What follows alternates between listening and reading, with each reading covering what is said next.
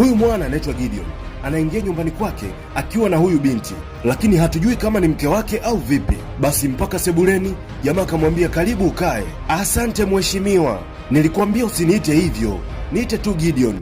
Hivyo ndivyo kila mtu anavyoniita. Samahani. Sasa kila mtu akawa bize na simu yake. Ghafla jamaa akaanza kucheka. Bibi akamuuliza ni nini kinakuchekesha? Samahani, naomba nijibu hii message alafu niweke simu pembeni. Sawa. Basi jamaa alivyomaliza akaizima simu kisha akaiweka pembeni. Baada ya hapo akamtazama huyu binti kwa jicho fulani hivi la wiziwizi, kisha akaivua pete taratibu akaiweka kwenye mfuko wa koti. Alafu jamaa akamwambia karibu kwenye nyumba yangu. Bibi akamwambia nyumba yako ni nzuri sana. Oh, yes. Jamaa akainuka akamsogelea, akakaa karibu yake, alafu akamwambia lakini sio nzuri kama wewe ulivyo mzuri. Sasa bibi akamwambia jamaa, lakini ulisisitiza sana tukutanie kwenye nyumba yako, kwani mke wako yuko wapi? Jamaa akamwambia mke wangu hayupo, kuna mambo kaenda kuyafanya mahali, kwa hiyo hatorudi hapa mpaka weekend. Basi bibi akasema sawa, kisha akaendelea kutumia simu yake.